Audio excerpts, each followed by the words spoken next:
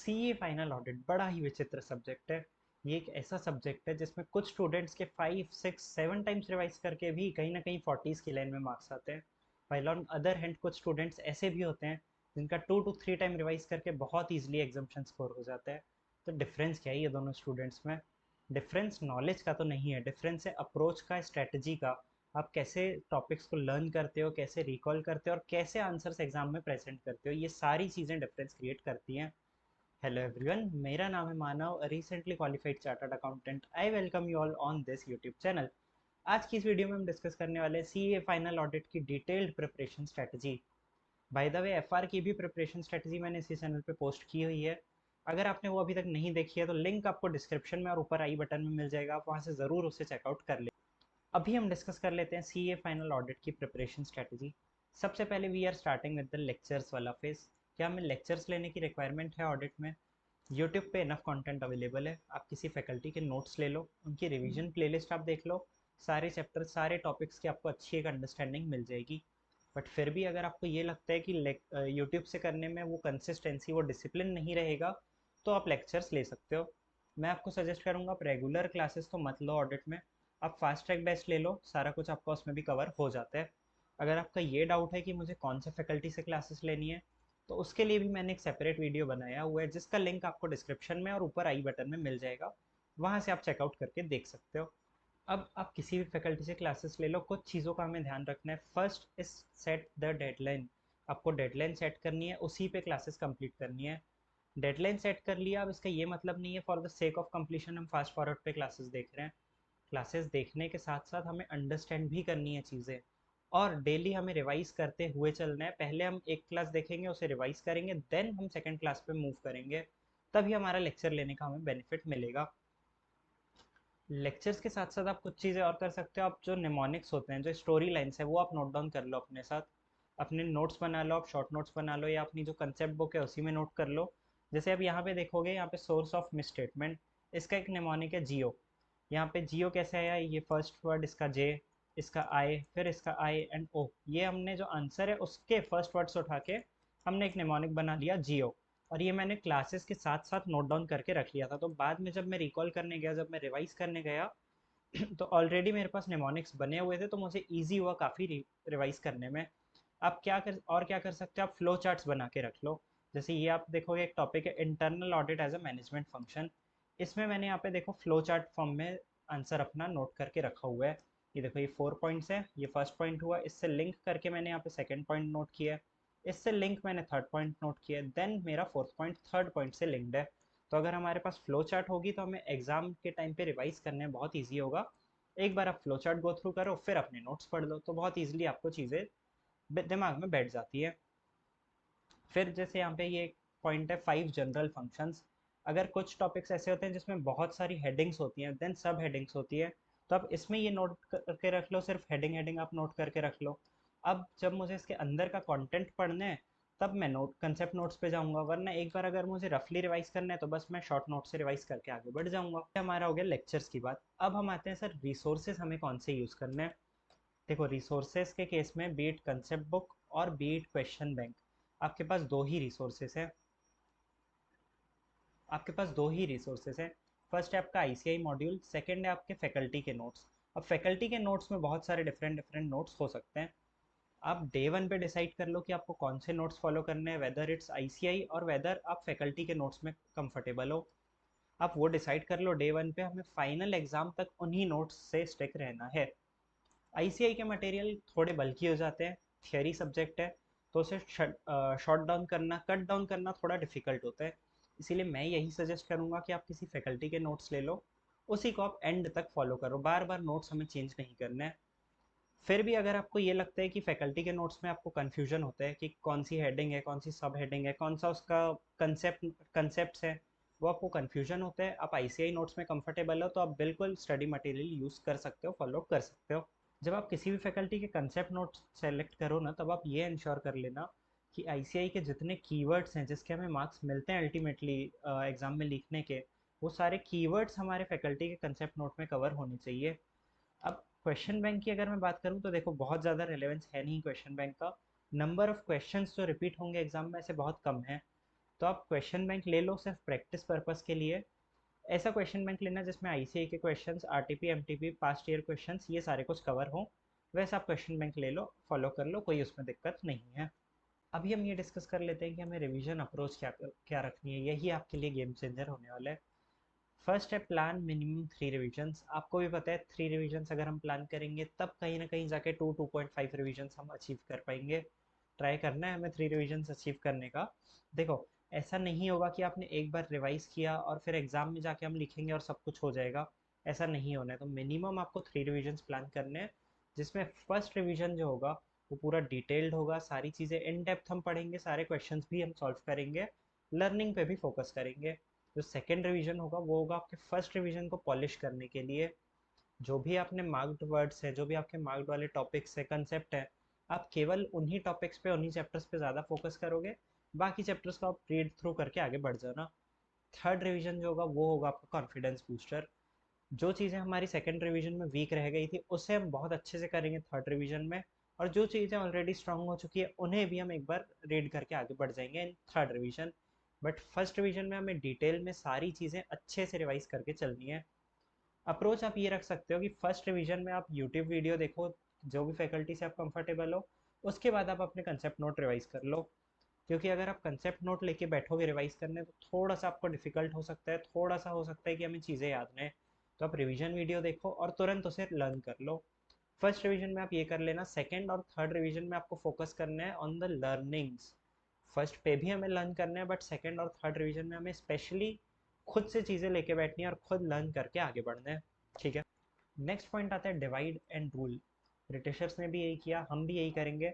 हमारे पूरे सिलेबस को हम 3 पार्ट्स में डिवाइड करके ऑडिट के सिलेबस को हम रूल करेंगे। देखो, सबसे पहले आप एक ले लो स्टैंडर्ड्स ऑन ऑडिटिंग, सेकंड है आपका प्रोफेशनल एथिक्स, थर्ड है आपके जो रिमेनिंग चैप्टर्स हैं, स्मॉल स्मॉल कुछ चैप्टर्स हैं, कुछ बिग चैप्टर्स भी हैं, वो सब हमारे आ जाएंगे थर्ड कैटेगरी में। अभी मैं आपको बताऊं तो कैसा हो रहा है। स्टैंडर्ड्स ऑन ऑडिटिंग आपके एग्जाम में ऑलमोस्ट 50-60% आपका सिलेबस कवर कर लेते हैं। प्रोफेशनल एथिक्स कहीं ना कहीं 18 से 20 मार्क्स का आपके एग्जाम में आता है। और बेस्ट पार्ट ये है कि हमें इसमें बहुत ज़्यादा रटने की रिक्वायरमेंट नहीं है। आप क्लॉज नंबर लर्न करो, हेडिंग लर्न करो, कंटेंट आप एक बार देख लो, केस स्टडी फॉर्म में आपसे पूछा जाएगा। ये करके आप पीई में बहुत अच्छे मार्क्स स्कोर कर सकते हो। फिर आपके अदर चैप्टर्स में जैसे कंपनी ऑडिट है, एनबीएफसी है, आपका कारो वाला एक पार्ट है, ये सारे पॉइंट्स बहुत अच्छे हैं और बहुत कम आपके एफर्ट्स मांगते हैं और बहुत अच्छे मार्क्स आपको देके। अब कुछ चैप्टर्स हैं जैसे डिजिटल ऑडिटिंग, ये 4 to 5 मार्क्स का आपका एग्जाम में आएगा ही आएगा, श्योर शॉट आएगा। बट ये इसकी प्रिपरेशन में आपकी इतनी एनर्जी, इतने एफर्ट्स कंज्यूम हो जाएंगे कि आप बाकी चैप्टर्स को बहुत ज़्यादा टाइम नहीं दे पाओगे, और वो एनर्जी वर्थ नहीं है कि हम 4-5 मार्क्स के लिए उतनी एनर्जी पोट इन करें। उससे अच्छा आप ये करो, इस चैप्टर को आप इग्नोर कर दो, नहीं करेंगे अटैम्प्ट, छोड़ देंगे, 5 मार्क्स करेंगे ही नहीं। बट वो जो हमारा टाइम यहाँ पे बच रहा है वो टाइम हम पुट इन करें अपने स्टैंडर्ड्स ऑन ऑडिटिंग में, अपने प्रोफेशनल एथिक्स को हम ज़्यादा स्ट्रॉन्ग करें। हम इंश्योर कर लें यहाँ पे जितने मार्क्स के क्वेश्चन आने वाले हैं वो हम ईजिली कवर कर लें, उसमें हमारे कहीं पे भी मार्क्स डिडक्ट ना हो। ठीक है, ये चीज़ हम कर सकते हैं। नेक्स्ट एक चीज़ मैं आपको सजेस्ट करूँगा, फिक्स स्टडी स्केड्यूल। आप डेली के 3 to 4 आवर्स फिक्स कर लो कि मुझे ऑडिट को देने ही है। इट कैन बी इधर इन मॉर्निंग आवर्स और इन इवनिंग आवर्स, जैसा आपको कंफर्टेबल हो आप ये कर लो। मैं भी यही फॉलो करता था कि फॉर एग्जांपल मैं 12 डेज एफआर को दे रहा हूँ फर्स्ट रिवीजन में, एएफएम को दे रहा हूँ मैं 8 डेज, डीटी को दे रहा हूँ 10 डेज, और 8 डेज में दे रहा हूँ आईडीटी को। तो अब मैं ना एफ ऑडिट को अलग से 10 डेज 12 डेज नहीं दूंगा, ऑडिट को मैं डेली डेली 3-4 आवर्स करूंगा। ये जो मेरे मेन सब्जेक्ट चल रहे हैं इनके साथ साथ, फॉर एग्जांपल मैं एफआर पढ़ रहा हूँ अभी, तो मैंने 8 to 10 आवर्स जो भी अपना एफआर पढ़ा, 3 to 4 आवर्स मैं ऑडिट पढ़ लूंगा। इससे क्या होगा, ऑडिट को हमें फुल डे पढ़ने की रिक्वायरमेंट नहीं है। ऑडिट थियरी सब्जेक्ट है तो थोड़ा सा मोनोटोनस हो जाता है अगर हम फुल डे लेके चलते हैं। तो आप डेली थोड़ा थोड़ा करते जाओगे तो आपका बहुत ईजिली बहुत अच्छे से ऑडिट कवर हो जाएगा। बट इसमें एक चीज़ है कि आपको जो 1.5 डे लास्ट में मिलेंगे ऑडिट पढ़ने के लिए एग्ज़ाम के जस्ट पहले, उसमें फिर हम अगर पूरा फुल डे ऑडिट पढ़ेंगे तो फिर हमें हेक्टिक लगने लगेगा। क्योंकि हमारी हैबिट क्या है, हम तो डेली सिर्फ 3-4 आवर्स ऑडिट पढ़ते हैं। तो यहाँ पे हमें हेक्टिक ना हो, इसके लिए आप ये कर सकते हो कि फर्स्ट और सेकेंड रिवीजन में आप यही स्ट्रेटजी फॉलो करो, 3-4 आवर्स डेली। बट जो आप थर्ड रिवीजन करोगे इसमें आप 6 to 7 डेज ऐसे उठा लो जिसमें आप फुल डे वन स्ट्रेच में आप ऑडिट पढ़ोगे। तो इससे आपकी ये प्रॉब्लम का भी आपको सॉल्यूशन हो जाएगा कि 1.5 डे में जब हम पढ़ने जाएंगे तब हमें हेक्टिक नहीं लगेगा। और आपने एक और चीज़ कर सकते हो, आप एक ट्रैकर बना के रखो। देखो मैं आपको दिखाता हूँ, मैंने जो ट्रैकर यूज़ किया था मेरे ऑडिट के प्रिपरेशन के लिए। जैसे यहाँ पे आप देखो, मैंने प्रोफेशनल एथिक्स को 7 डेज दिए हैं। Professional ethics for 7 days, 3 hours each, यानी 21 आवर्स मुझे लगेंगे टोटल मेरा प्रोफेशनल एथिक्स कंप्लीट करने में। अब यहाँ पे मैंने आवर्स रिक्वायर्ड लिखा है, साइड बाय साइड मैंने ये भी लिख के रखा है कि मुझे एक्चुअल में कितने आवर्स लगे वो पर्टिकुलर चैप्टर कंप्लीट करने के लिए। तो अब जब मैं सेकेंड रिवीजन करने जाऊँगा तो इसका ऑलमोस्ट 50 to 60% टाइम मुझे लगना चाहिए। तो वो चीज़ भी मेरी यहाँ से फुलफिल हो जाएगी। और डेली जब आप रात को सोने से पहले एक बार इसमें टिक मार्क करोगे, यहाँ पे लिखोगे ना कि इतना मेरा कंप्लीट हो गया, तो एक sense of motivation, sense of achievement हमें फील होती है, जिससे हमें आगे के लिए बहुत मोटिवेशन मिलती है। आप यहाँ पे देखोगे मैंने सारे चैप्टर्स और सारे टॉपिक्स का यहाँ पे लिख के रखा है। यहाँ पे मैंने बफर डेज भी डाल के रखे हैं एक दो जगह पे, जिससे कभी थोड़ा सा प्लस माइनस होता है हमारे टारगेट्स अचीव करने में, तो वो भी हम इजीली कवर कर लें। ये ट्रैकर आपको चाहिए तो आप मेरे टेलीग्राम चैनल से डाउनलोड कर सकते हो, लिंक आपको नीचे डिस्क्रिप्शन में मिल जाएगा, वहाँ से आप ज्वाइन करके ज़रूर डाउनलोड कर लेना। जब भी आप अपना रिवीजन प्लान करो तब आपको एक चीज़ याद रखनी है, रूल ऑफ 8421। जैसे मुझे ऑडिट जब फाइनल एग्जाम्स लिखने तब मुझे 1.5 डे में पूरा कवर करना होगा, तो आप रिवर्स ऑर्डर में अपने रिवीजन प्लान करो। अगर मुझे 1.5 डे में तब कवर करना है तो इसके पहले मुझे 3 डेज में ऑडिट एक बार कवर करना होगा। 3 डेज में कवर करना है तो इसके पहले मुझे 6 डेज में या 7 डेज में कवर करना होगा। 6-7 डेज में मुझे कवर करना है तो मुझे 12 से 13 डेज में एक बार पूरा ऑडिट मेरा रिवाइज करना होगा। तो आप ये रिवर्स ऑर्डर ऑफ 8421 लगा के किसी भी सब्जेक्ट का रिवीजन इजीली प्लान आउट कर सकते हो। नेक्स्ट पॉइंट आते हैं, mark important topics and eliminate the less important topics. अब हमें ये क्यों मार्क करना है और कैसे मार्क करना है। क्यों मार्क करने का आंसर सिंपल है। फॉर एग्जाम्पल हमने 12 डेज में कोई चीज़ रिवाइज की है, अब नेक्स्ट टाइम जब मैं इसे रिवाइज करूंगा तब मुझे 6 डेज में रिवाइज करना है। तो टाइम कम करना है तो मुझे चीज़ें एलिमिनेट करनी होंगी, 12 से 6 डेज में लाना है तो। अब अगर मुझे कुछ ज़्यादा इंपॉर्टेंट चीज़ें दिख रही है तो मैं उससे स्टार्ट मार्क कर दूंगा। कुछ बहुत ज़्यादा हाई फ्रिक्वेंसी वाली चीज़ें, बहुत रिपीट होने वाला कोई टॉपिक है, तो मैं उसे 5 स्टार मार्क करूंगा।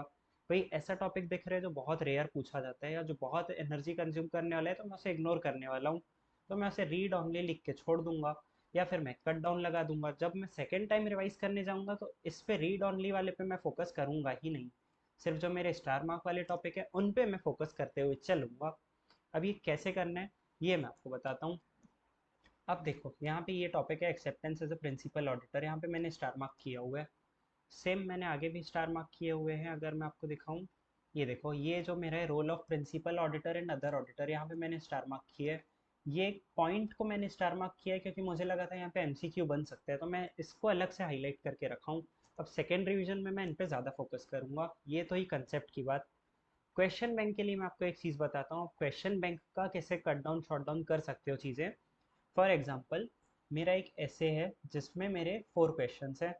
अब मैंने क्या किया, जब मैं फर्स्ट टाइम पढ़ूंगा तो मैं सारे 4 क्वेश्चंस करूंगा और उसे मैं अपनी बुक में मार्किंग कर लूंगा, अपनी कंसेप्ट बुक से मैपिंग कर लूंगा। फॉर एग्जांपल ये टॉपिक है scope of financial due diligence, इस पे जो क्वेश्चन है मेरा क्वेश्चन बैंक में, उसका मैंने यहीं पे मार्क कर लिया कि question bank question number 1, question bank question number 5, यहाँ पे ये सारी चीज़ें मैंने मार्क कर ली। अब जैसे ये था कि क्वेश्चन नंबर 1 में क्वेश्चन अगर मुझे डायरेक्ट पूछ लेते हैं, जिससे डायरेक्ट मेरा टॉपिक आइडेंटिफाई हो रहा है, ऐसी कोई लाइन है तो वेल एंड गुड। अगर कुछ ट्रिकी उसने पूछा है जिससे मुझे हिंट नहीं हो रहा कि कौन सा टॉपिक है, तो वो लाइन भी मैंने यहाँ पे देखो नोट डाउन करके रखी है, जिससे लाइन मैं जब भी ये टॉपिक पढ़ूंगा तब ये लाइन मैं साथ साथ रिवाइज कर लूंगा। तो मुझे फिर से क्वेश्चन बैंक ओपन करने की रिक्वायरमेंट ही नहीं है नेक्स्ट रिवीजन में। यहाँ पे आप देखोगे यहाँ भी मैंने मार्क किया है। फिर ऊपर अगर आप ये पेज देखोगे तो यहाँ पे एक भी चीज़ मैंने कुछ भी ना स्टार मार्क किया ना क्वेश्चन मार्क किया है। तो इस पेज को मैं बस एक बार रफली रीड करके जो मेन मुझे चीज़ लग रही है वो मैं हाईलाइट करके आगे बढ़ जाऊंगा, बहुत ज़्यादा इस पेज पे फोकस नहीं करूंगा। यहाँ पे आप देखोगे जैसे यहाँ पे मैंने लिखा है specific evaluations by the auditor, question bank question number 2 but refer question bank. अब हो सकता है कि टॉपिक सेम हो, पॉइंट्स सेम हो, बट क्वेश्चन बैंक में प्रेजेंटेशन ज़्यादा बेटर हो, या वहाँ पे कुछ ऐसे वर्ड्स हैं जो इस वाले मेरे पैराग्राफ में यूज़ नहीं हुए हैं, मुझे एग्जाम में वही लिखना है, तो मैंने यहाँ पे लिख के रख लिया कि रेफर क्वेश्चन बैंक। अब जब मैं सेकेंड टाइम ये वाला पॉइंट, ये वाला टॉपिक रिवाइज करने आऊँगा, तब मैं यहाँ से रिवाइज ना करके तब मैं यहाँ से रिवाइज ना करके मैं डायरेक्टली क्वेश्चन बैंक से उसे रिवाइज कर लूँगा, तो इससे भी मेरा टाइम सेव हो जाएगा। तो ये हमें समझ आ गया कि मार्क करनी हमें इंपॉर्टेंट चीज़ें और जो लेस इंपॉर्टेंट है उसे भी हमें लेस इंपॉर्टेंट मार्क करते हुए चलना है। नेक्स्ट क्वेश्चन आता है, do we need to memorise everything? मैं बताऊं पॉसिबल ही नहीं है और ऑनेस्टली रिक्वायर्ड भी नहीं है सब कुछ रट्टा लगाने की। आप ये समझो अभी पेपर पैटर्न चेंज होते जा रहे हैं, अभी केस बेस्ड क्वेश्चन ज़्यादा पूछ रहा है आईसीआई। जो मेरा अटेम्प्ट था मई 2025 वाला, उसमें थोड़ा सा ट्रिकी साइड पे पेपर आया था as compared to previous attempts, but उसमें भी अच्छे मार्क्स स्कोर हुए। और क्यों हुए? क्योंकि हम लोगों ने उसे प्रैक्टिकली पढ़ा था, प्रैक्टिकली समझा था सारे कंसेप्ट को।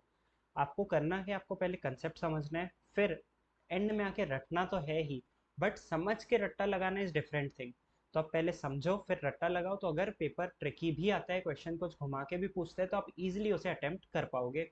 मेमोराइज करने के पॉइंट ऑफ व्यू से मैं आपको बताऊं, आपको केवल कीवर्ड्स का रट्टा लगाना है। आप जो कीवर्ड्स हैं उसे लिख के प्रैक्टिस कर लो, उसको मेमोराइज कर लो। आगे पीछे की लाइंस हम खुद से ऐड ऑन करके, खुद से ड्राफ्ट करके हम उसमें इजीली लिख सकते हैं, मैनेज कर सकते हैं।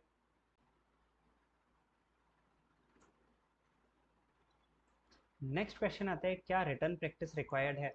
मैं आपको बताऊं, आप केवल कीवर्ड्स की भी रिटर्न प्रैक्टिस कर लोगे ना तो भी आपका काम हो जाएगा। आप एक छोटी सी ट्रिक फॉलो कर सकते हो। आप जिस दिन से क्लासेस स्टार्ट कर रहे हो, जब से भी आप लेक्चर स्टार्ट कर रहे हो, तब से आप डेली एक क्वेश्चन लिखने की हैबिट बना लो।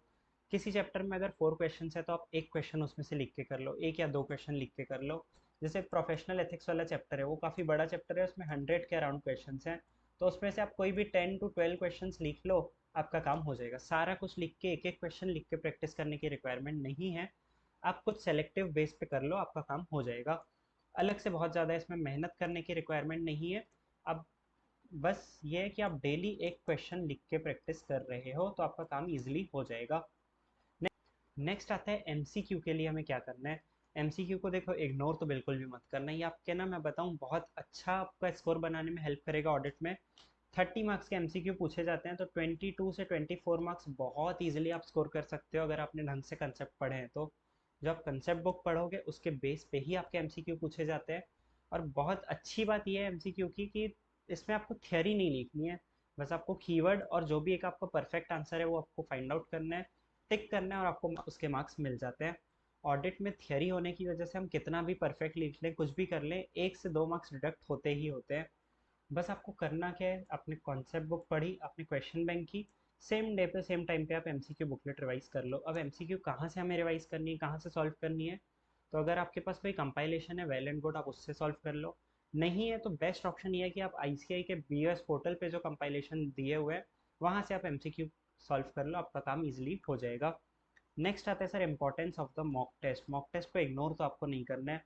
आपको 3 नहीं तो 2 मॉक टेस्ट तो लिखने ही लिखने हैं। मैंने भी 2 मॉक टेस्ट लिखे थे। अगर आपसे दो भी नहीं होते तो आप एक मॉक टेस्ट लिख लो, मैं बोलता हूँ, बट मॉक टेस्ट को आपको इग्नोर नहीं करना है। मॉक टेस्ट से ही हमें समझ आएगा कि हमें कहाँ पे टाइम मैनेजमेंट में इशू हुआ, कहाँ पे मेरे मार्क्स डिडक्ट हुए, कहाँ मैं और बेटर प्रेजेंटेशन कर सकता हूँ, या क्या मैं एमसीक्यू पहले अटेम्प्ट करूँ या फिर मैं प्रैक्टिकल क्वेश्चंस पहले देखूँ, थियरी क्वेश्चंस पहले लिख लूँ। ये सब कुछ आपको एक बार आप मॉक टेस्ट अटेंड करोगे तो ही आपको समझ में आएगा, और डेफिनेटली उससे आपके बहुत ज़्यादा मार्क्स बढ़ने के चांसेस रहते हैं। तो ऑडिट कोई मॉन्स्टर नहीं है, ना ही ये कोई रॉकेट साइंस है। बस बात इतनी है कि हमें सही स्ट्रैटेजी, सही अप्रोच से पढ़ना है, बहुत ईजिली हम इसमें भी मार्क्स स्कोर कर सकते हैं। ये चीज़ हो सकती है कि जब आप फर्स्ट टाइम रिवाइज करने बैठो आपको कुछ याद ना आए, कोई दिक्कत नहीं, हम पढ़ेंगे। फिर सेकेंड टाइम जब आप रिवाइज करने बैठोगे, हो सकता है कुछ टॉपिक्स अभी भी याद ना आए, कोई इशू नहीं है। अब सेकेंड रिवीजन में हम उनको और अच्छे से पढ़ेंगे।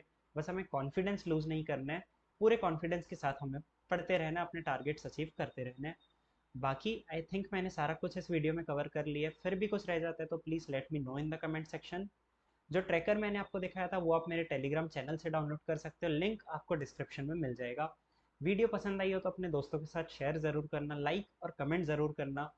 मैं मिलता हूँ आपसे किसी अगले वीडियो में, तब तक के लिए keep working and make it happen.